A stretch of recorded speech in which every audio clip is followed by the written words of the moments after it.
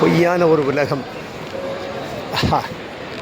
எத்தனை மாடி, என்ன விளக்குகள், என்ன வண்ண விளக்குகள், அலங்கார விளக்குகள், கண்ணை கவர்கின்ற வகையிலே. ஆனால் இதுதான் உலகமா? இது அல்ல உலகம். இவர்களுக்கு தெரியாது, வெளியே அன்றாடம் ஒருவேளை உணவுக்காக அந்த தெருக்களிலே வண்டியை இழுத்து கொண்டும்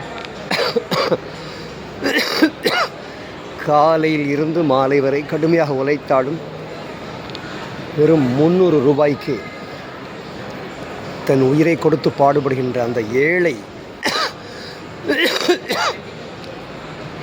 அவனின் துயரங்களும் துன்பங்களும் என்னவென்று இவர்களுக்கு தெரியாது.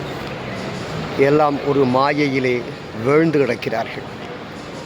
எனக்கு தமாஷாக இருக்கிறது.